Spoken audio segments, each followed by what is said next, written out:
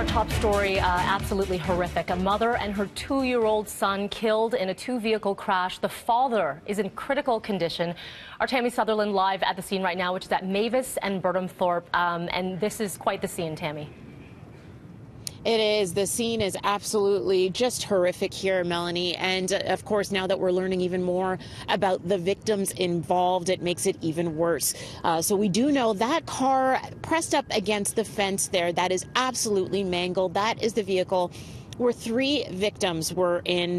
There was a mother, father, and their 2-year-old son. A 31-year-old woman, her 2-year-old son pronounced dead here on scene. The 33-year-old husband and father who was driving that vehicle remains in hospital, but he is in life-threatening condition.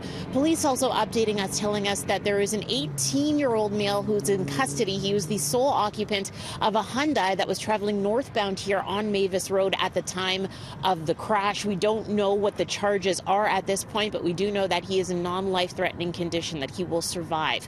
So we're waiting for some more information on the charges. At this point, we know that the intersection is closed, and we do understand that speed is a factor, and you can tell that based on just the debris field, debris everywhere spread across this entire intersection. So again, we're waiting for an update officially from Peel Police on camera, but just an absolutely horrific crash that started at about 2 o'clock this morning. Police say witnesses even reported the Hyundai at one point was airborne before it even hit the vehicle here in the intersection. So again, speed likely a major factor in this investigation. Mel, I'll send it back to you.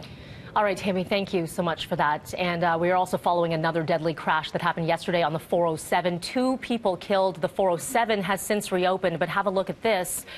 This happened about 5 o'clock between Dufferin and Kiel, bringing the evening rush to a halt. A westbound fuel tanker swerving struck the concrete barrier before catapulting into the eastbound lanes. The truck striking a car, exploding, killing the 41-year-old driver from Brampton and a 49-year-old man from Mississauga. 680 News traffic specialist Daryl Dahmer described this as a major fireball, flames shooting 30 to 40 feet. Smoke billowing 2,000 feet into the air. Oh my God. Now again, all of the lanes have reopened this morning. Hold up. More than 1,800 Canada Post workers walking off the job in Hamilton this morning as rotating strikes continue right across the country. Workers in Ottawa are on strike as well. As talks with Canada Post continue, the union has implemented a ban on working overtime, allowing workers to refuse to work beyond their normal 8-hour days.